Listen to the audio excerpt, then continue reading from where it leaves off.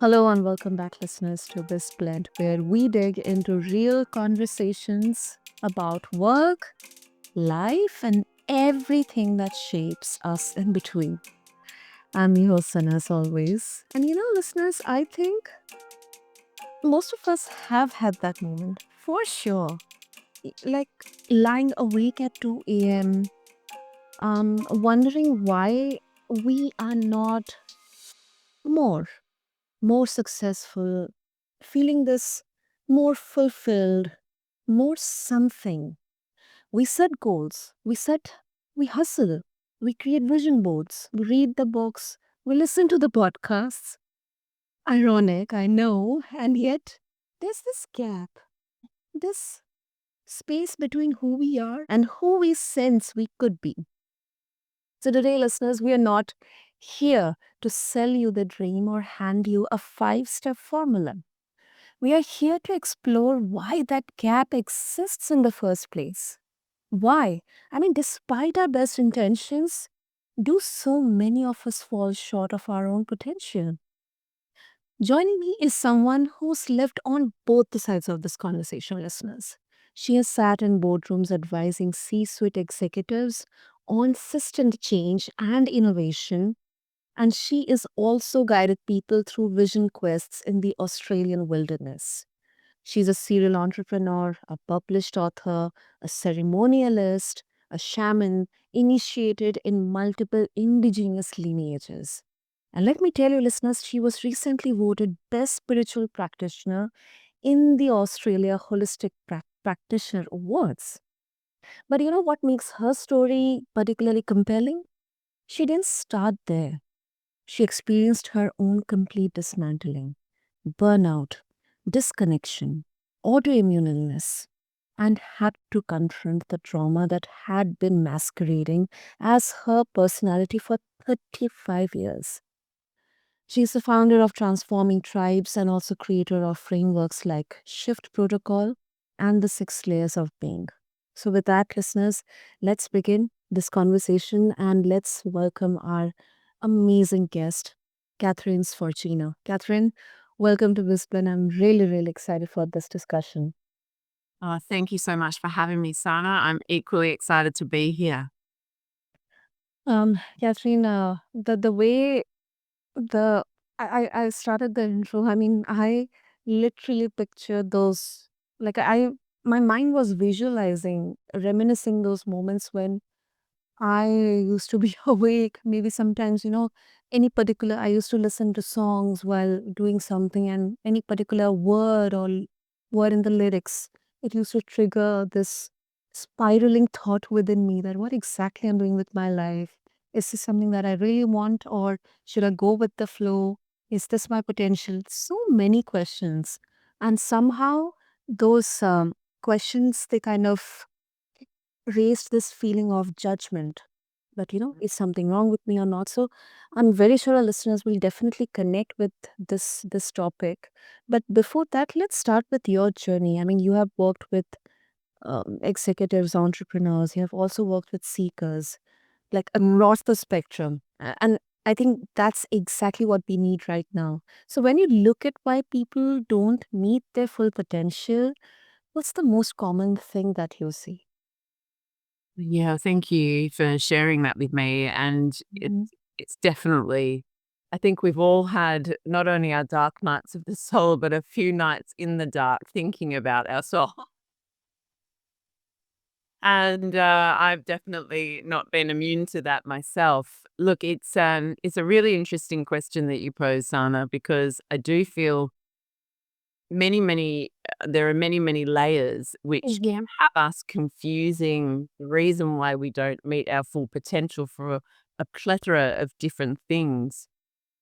I guess what I found in the work that I do with so many and varied people is it does come down to some very fundamental core things in someone's being. And the first one would be how well they know themselves and how deep they're prepared to meet themselves. Mm-hmm. And if someone is on that journey, then I would also say from that place of being prepared to meet themselves, they're also prepared to look at all the different ways that they either give away their power or they Mhm. take power. And by power, I don't necessarily mean, lording a sword over someone's neck or, like it doesn't need to be dramatic like that. But in Mhm. our society has conditioned us in this modern day age to believe that everything we need to be happy and successful, healthy and connected lives outside of ourselves. And so we have been fundamentally trained to believe we do not have the power within our own being to be healthy, to live a good life, to be at peace, to be happy, to be successful, unless we have XYZ outside of ourselves.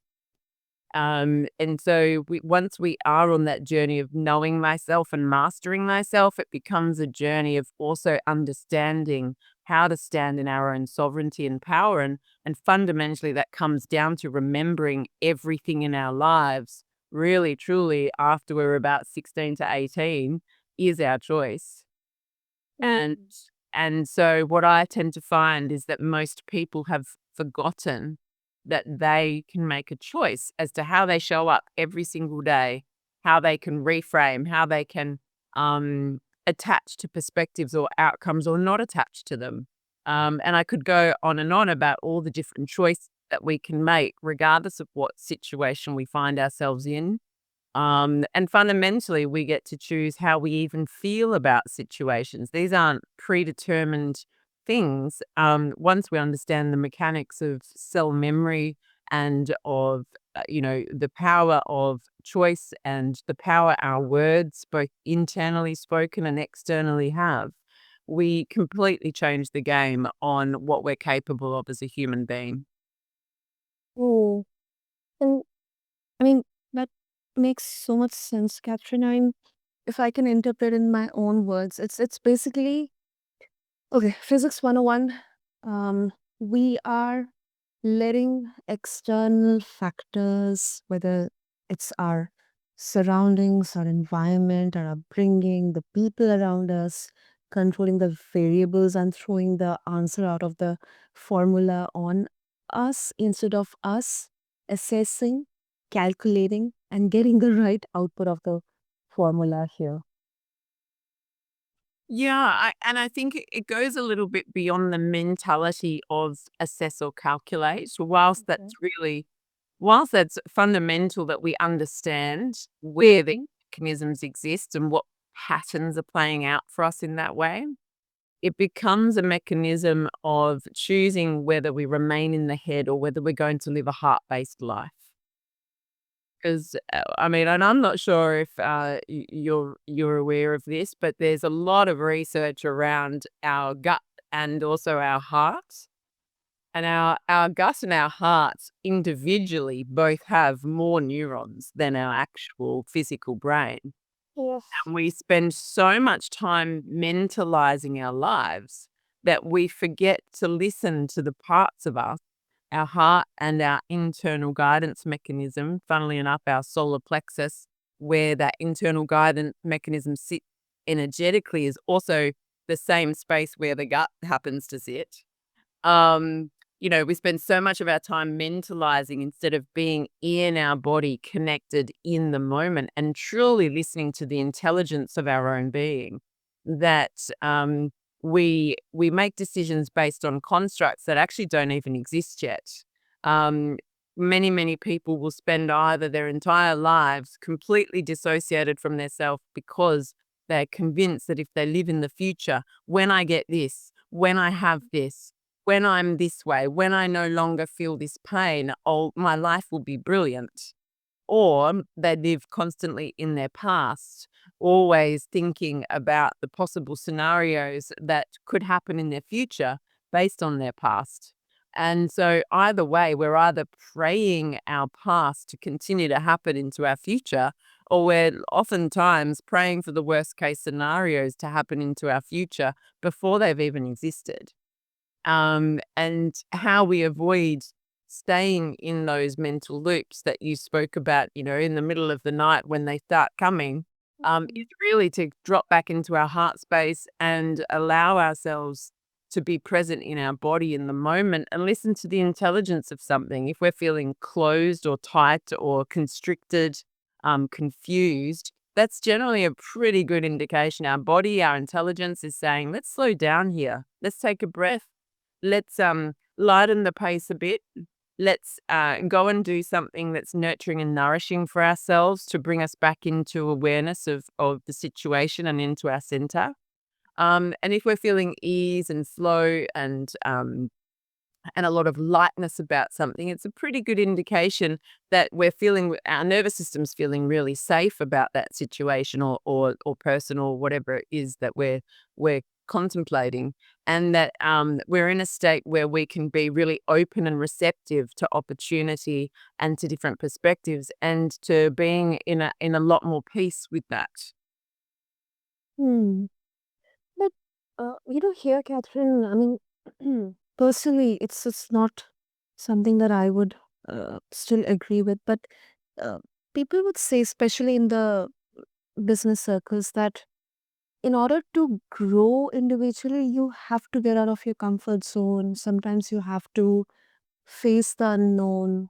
And uh, in that process, you may have to sacrifice maybe your health or your time in order to achieve something for the greater good. What would you say to this idea, this hustle culture? Yeah, look, I mean, I lived that for at least 20, yeah, it was about 20 years of my life. I really lived the hustle culture, and I wore a badge of working 21-hour days, 7 days a week for months at a time. I wore that badge like it was my honor and my right and my that was the indicator that I was successful. Um and yet, you know, nothing that happened in that time, whilst there were lots of great things that happened for me in business, um, none of them can bring back the hours where I sacrificed family time, being at home with my little ones. I had 3 little ones during that period of my life. Nothing was as valuable as my health, which took me years and years to get back to a stable place after such a deep level of chronic fatigue. And so I think when we are locked into the hustle culture, a lot of the time it's because we're using work as the addiction, where some people might use drugs or alcohol or food or porn or, you name it, all the other things that people can generally be addicted to. They decide to use work as that addiction and use work as their armor so they don't have to face parts of their life that they don't like, and so that they can disconnect, and have an excuse to not be as connected to other people and to their own internal workings. And so, yeah, when we're in that hustle culture state, it's very much because we've decided that being mental about life and staying in our heads is actually what success looks like. And I would say that uh, if that there is always in that culture a scarcity mentality of the quid pro quo of there must be a cost for my success. And it is a fundamental shift in belief systems and in a way of living to come into a pace of slow living, but to see through less physical efforting, more results, more productivity, more potential, a greater awareness in your being, and just more zest and passion for life. And look, I mean, a lot of people have to hit a really, really deep point in load point in their lives when they're really locked into the hustle culture to want to Mm. change, because it is so seductive and we do really reward it in our culture. Yes. Yeah, totally makes sense. Mm. Catherine, you mentioned, I mean, in your something that really kind of it's a heavy realization. I mean, you discovered your trauma. It had masqueraded as your personality for 35 years. I mean, It is heavy. So can you break that down for us? Like, how does trauma actually disguise itself as who we think we are? Like this, our self identity. It's connected. It's tied with our worth. Yeah. Oh gosh, that's such a beautiful question. Thank you for asking that. Mm-hmm. Um, because I do believe that there's very, very few humans on this earth that haven't experienced some form of trauma. It's a very rare individual these days, sadly. Even if it's not in their personal life, by now most of us, particularly if we've lived through COVID, have experienced at least some deep collective trauma. And they all register in the body very different, very similarly. And this comes back to, I guess, your question about the hustle culture as well, um, because we we can actually start to when we've ingrained a way of responding to trauma or responding to traumatic circumstances in our lives, when we've ingrained a way of figuring out when the ego self decides, I need to find a way to stay safe and alive here. Um, it does something to rewiring our nervous system. And over time, it can make threat look like opportunity because we get so wired into believing that that dopamine hit of adrenaline of I've got to survive is is internal motivation. We can really mistake that for internal motivation.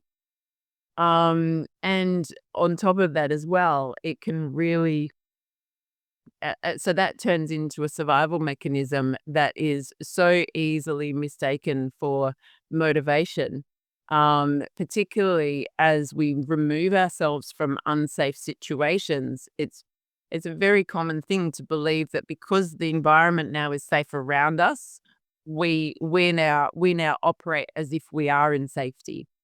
Mm. But the cell memory in our bodies has stored a pattern that anytime we come anywhere near even an inkling, it could be that someone raises a tone in their voice, even if we don't outwardly react to that, our nervous system has triggered and begun an overriding based on an old survival pattern, unless we've learned how to meet those things and clear it. And so I would say that it impacted my leadership style. I would say in my early days and going back into hustle culture, it suited my leadership style was really suited the hustle culture because I guess you could say I was quite dominant in my leadership style and expected the same kind of hustle from everyone that worked with me. And for solid probably 10 years, that was considered to be the norm, and that was how you were a successful leader if you could rally your troops to basically bleed their life into your business. And that makes me cringe a little now, and I've certainly done a lot of work on rebalancing that karma for sure. And if I could track down some of the young ones that worked with me during those times, I would give them a very deep, heartfelt apology, because that version of Kathryn is not available anymore. Uh, but it also impacted how I saw opportunity because I didn't see opportunity as opportunity. I saw threat as opportunity. So I chose to get into business with people that would repeat the same patterns that I had in my childhood. I literally would find someone who a deeply narcissistic personality style I would attract them like moths to a flame, and so that would create the drama that my pattern, my wounding needed in my life so that I would have something to fight against. And when I had something to fight against, I was unstoppable. The moment that my life would be in ease and flow and all the beautiful, juicy things that most people would just think are just the best parts of your life, I would start freaking out and need to find another challenge that I could fight against in order to feel like me.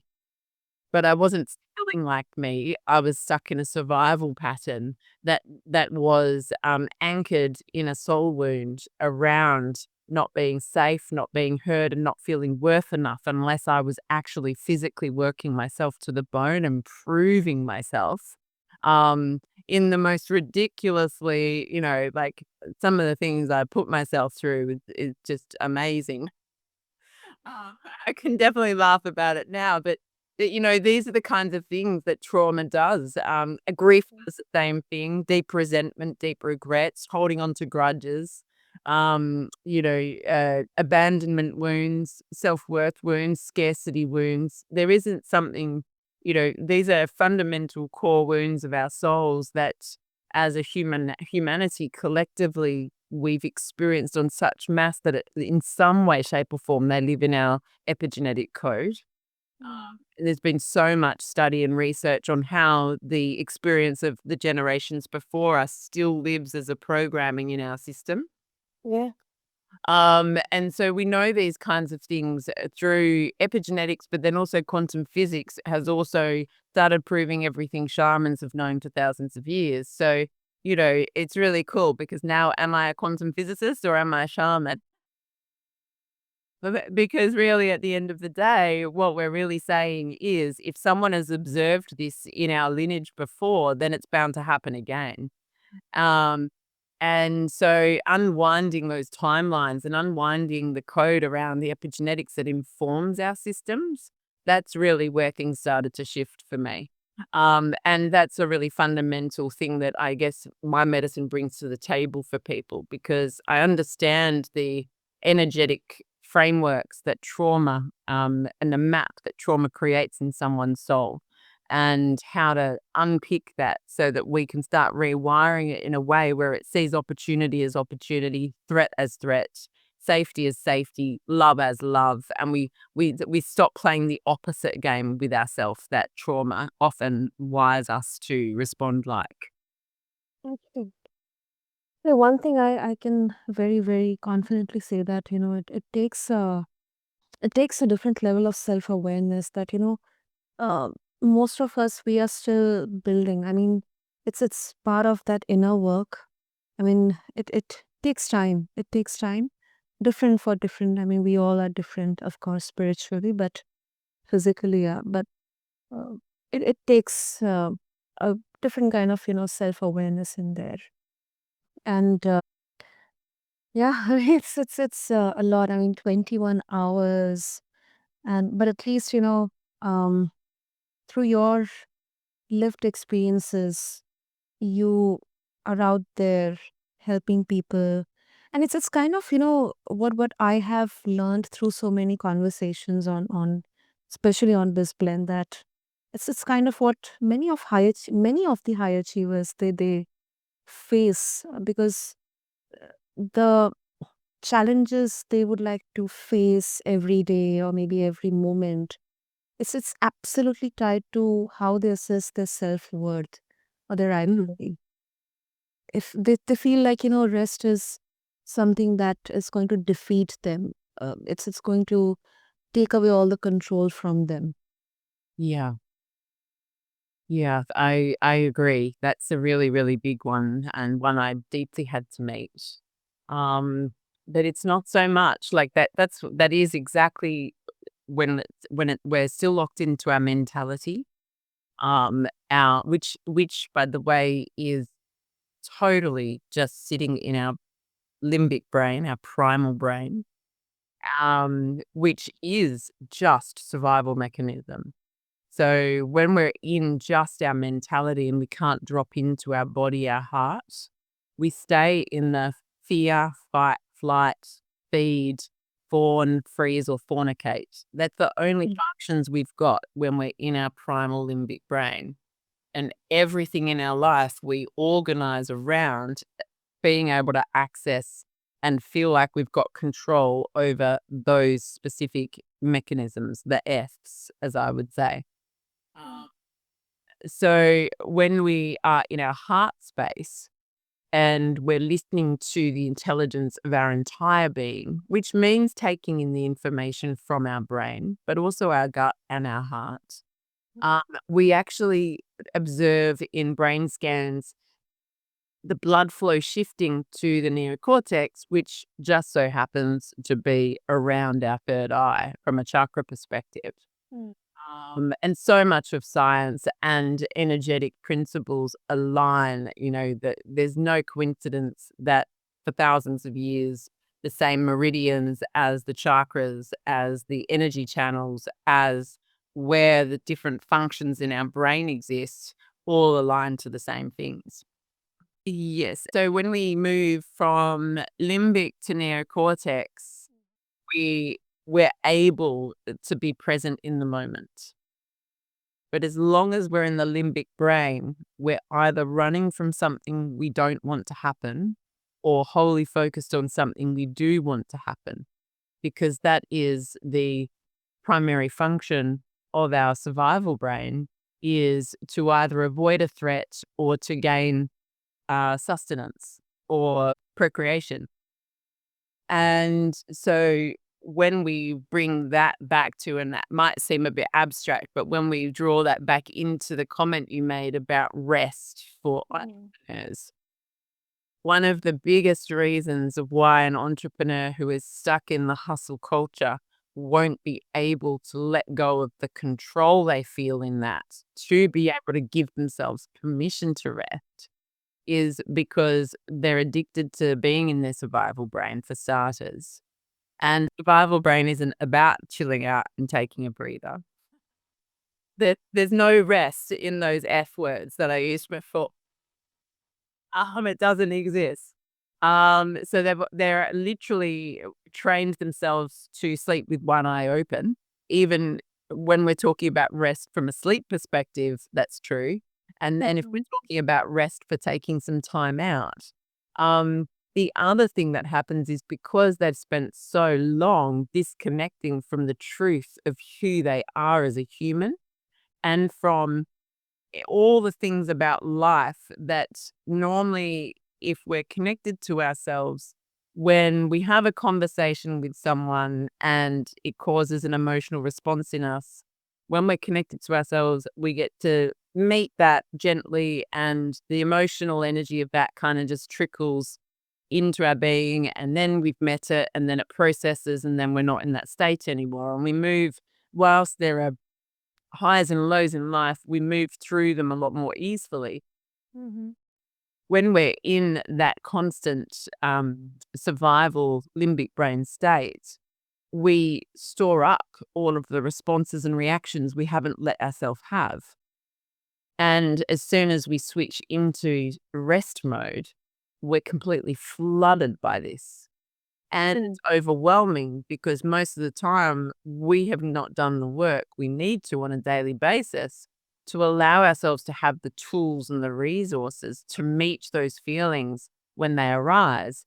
And this is particularly true when we think about hustle culture from a place of many people trapped in that have wounds of abandonment or self worth.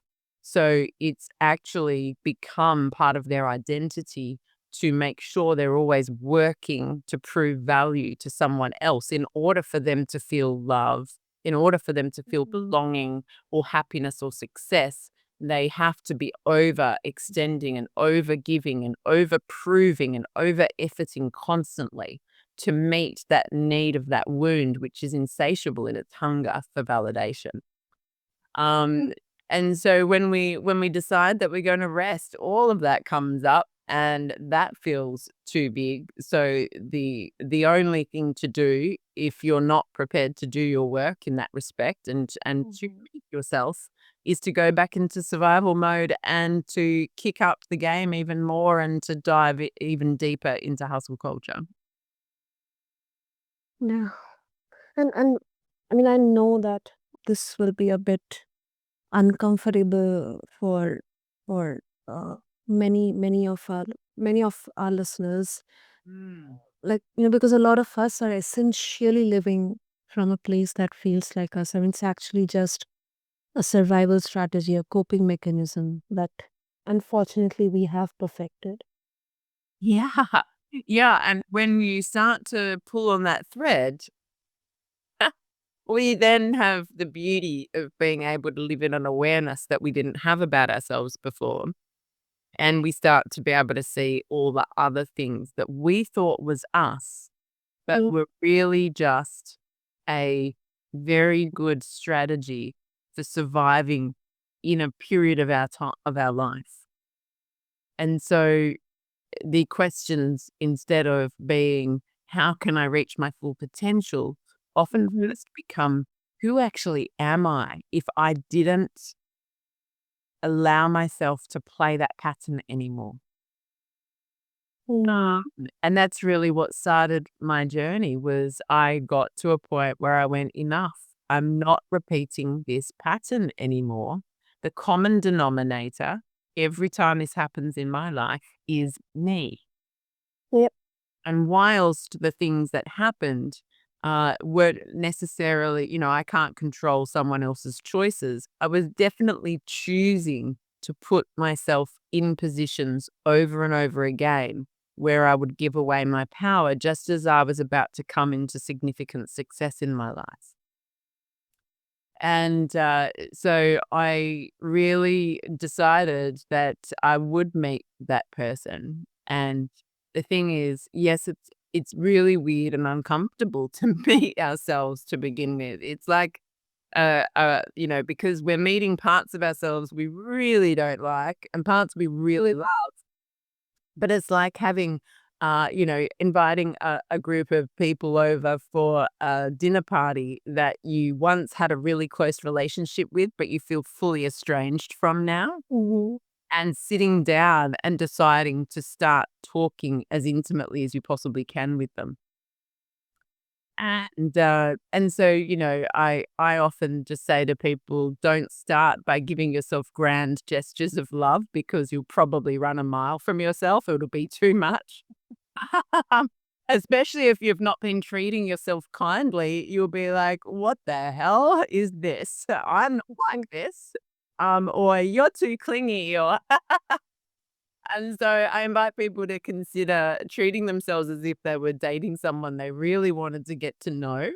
Um, you wouldn't flood that person with, well, maybe you would, but like it's not ideal to be flooding that person with 1,000 text messages a day and 10 bouquets of flowers and telling them you love them on date one. That's not going to really get you to know that person very well. They're going to put up all their armor. Yeah. Um, And so I often just encourage people to just start with a simple hi. I'm ready to listen to you. And to just stop and be in stillness and breathe for 5 minutes with themselves. Just know what breathing with yourself feels like instead of as a function of survival. When I choose to be in breath with you, what moves for me? Where does it move in my body? Where does my brain go? Can my brain even allow me the permission, the opportunity to have those 5 minutes with myself? And no pressure if it does or it doesn't, but just noticing. And every day, it's consistency. It's not based on the quantity of time. Initially, I always say to people, instead of once a week on a weekend sitting with yourself for an hour, it's far more effective 2 to 5 minutes a day because our self needs first and foremost the reassurance that we're safe to be with ourselves. And that happens through concerted, consistent effort over a long period of time. And so that 2 to 5 minutes just to breathe with the self and not expect anything in return, it produces miracles for a lot of people's lives just in and of itself. And so it doesn't have to be this huge, scary process. And definitely once, it's like any muscle that you might build up in the gym, once you go the fitness of learning how to be in relationship and sitting with yourself a little bit more for sure. A lot of the time it's like being in the gym when you get more strength, you want to try more things, you're capable of more. And that's a really great time to then start employing, people in your life who can really help you to meet deeper things, particularly if there's been trauma. It's generally not an awesome idea to just go alone for sure. Hmm. And I think it's a good point to start with. And the major thing that you stressed upon, you highlighted, and I think that is something it by default should be taking care of us, to start small, maybe 2 to 5 minutes, and then gradually, consistently building up more and more time. Just like as you gave the example, the parallel with building, muscle in your gym, and then of course, having the right people to help you in that journey, who may have been there and have done that. I think they they kind of help you strengthen that muscle in a in the best way possible. Completely, absolutely, and that's the thing is once we're prepared to and we're okay and we feel safe to sit with ourselves, we're then able to ask the bigger questions of ourselves and also, you know, be willing to start navigating some of the territory that felt too scary before. So I feel like it's a really, really, really solid place, particularly if it's very unhealthy to take someone who is you could say they're on a high speed train when they're on in a very specific direction when they're in the hustle culture mode or the burnout mode of active burnout, which looks very much like a high functioning addict's life to be an inactive burnout. Uh, and it can be as unsafe as you would never ask a heroin addict to go cold turkey. You would taper them off. Um, I mean, and I'm not really joking when I say it's as deeply wired in our system, almost identically when we go from the burnout, active burnout. We need to be very careful that we don't just shut everything down and stop that freight train, that's high speed train from moving so fast in that one direction.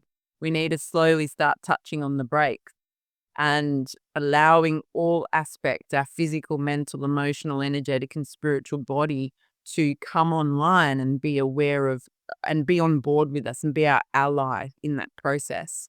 And it's very difficult for people who are used to all or nothing. They either are full pelt or they're in bed for days because they're burnt out and need recovery.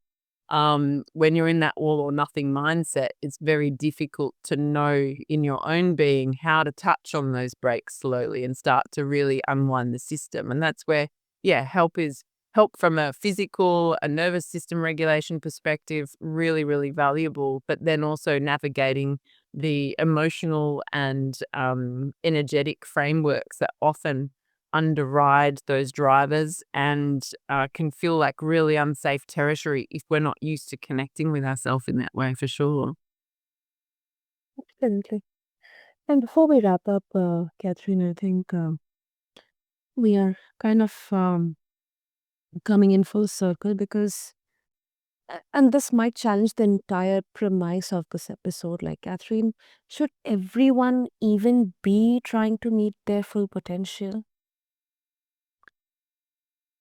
Hmm. I think that's a really curious question. I I'm a little bit allergic to words like should, would, or could. Um, and so I feel that the the best way to answer that is when it feels time for someone to no longer play the game of disconnection,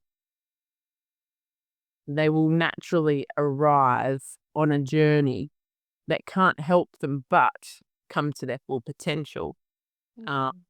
there, some leaders I work with, even some very high up execs in Google. I have clients from all over the world, all different backgrounds.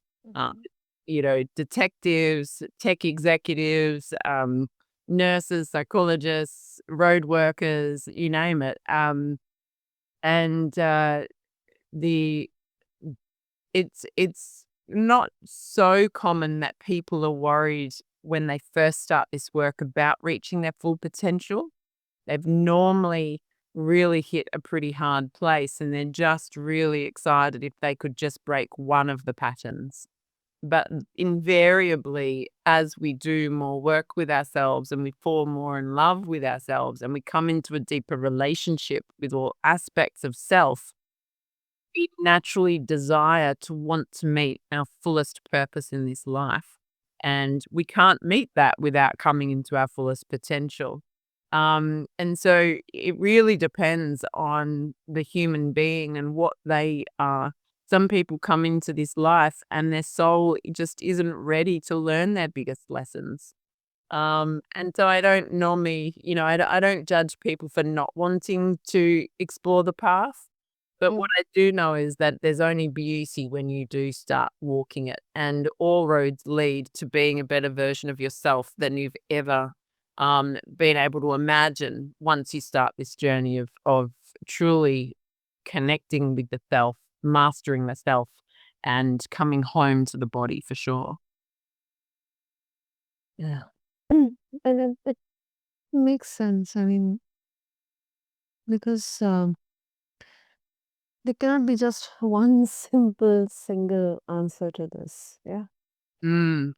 It's very complex and complicated. And because most of us as well haven't just experienced a single trauma or a single experience for our own lives, we are intertwined with that of our ancestral lineages, with that of the places we live in, with that of our cultures, with that of the collective of humanity, and so many other things. That we forget we're a complex energetic ecosystem and we are as, if not more, complicated than the universe. And it's all encapsulated in this physical meat sack that we walk around. But, a lot of the time we forget the spiritual being that's driving that meat sack. Um, and so, yeah, the single answer is there's nothing bad has ever come from sitting for 2 to 5 minutes a day and taking some time out to take a few breaths with yourself. That's right. That is right. Many bad things can befall someone's being. Actually, I don't like the word bad. I prefer unhealthy or unbalanced. But many unbalanced things can befall someone who is not prepared to take time out to be with themselves. Mm. Great. So, Catherine, yeah, before we wrap up, if listeners they would like to connect further with you, maybe they have their own thoughts or experiences to share with how they can reach out to you. Absolutely. Look, thank you for asking that. They can go to my website, transformingtribes with an S on the end.com. Or they can my name is very unique, particularly my surname, so if they were to Google my surname, they would find the books that I've read that I've written. Um, I have a book, Digitalizing Sustainability: The 5 Forces of Digital Transformation. That's my first book, and that's available in Spanish, in English, and it's literally just been picked up for distribution through India as well, so very soon that will be available pretty much anywhere and everywhere globally. And then my most recent book, Bringing the Lost Parts of Me Home: An Explorer's Guide to Reclaiming Wholeness, Discovering Purpose, and Living Authentically, I guess is the roadmap of what we've just been speaking about and how to get started on that journey. So, yeah, searching my name or the website. Super. Great. So, listeners, there you go. I'll have all the links mentioned in the show notes. So, yeah, find them attached along with this episode on whichever platform you're listening to your podcast through. And as we come to the end, I think we started this discussion asking why we don't meet our full potential. And I think listeners, we have uncovered something more interesting than answers. I mean, we have uncovered better questions. Um, so I think there is no neat resolution here. If you are listening and feeling the tension between wanting to grow and needing to rest, between honoring your ambition and accepting where you are not alone. That tension might actually be the most honest place we can stand right now. And Catherine, thank you. I mean, you brought your whole self to this conversation. And I'm very glad that it kind of holistically touched upon so many aspects of our lives, whether it's in the boardrooms or in our workspaces or in our own lives and own bodies. Thank you, Sana. I really, really appreciated the time and the energy from yourself. It was a really, really beautiful space to be in with you, and hope we do it again sometime. Absolutely, absolutely. And to all the listeners, whatever version of potential you're pursuing, I hope you're also giving yourself, you're allowing yourself to be fully human in the process. And if today's conversation stirs something in you, maybe it's a question or it's a recognition, maybe even some discomfort, I'd love to hear about it. And until next time, I'm Sana, and this is BizBlend, and I'll catch you in the next episode. Thank you.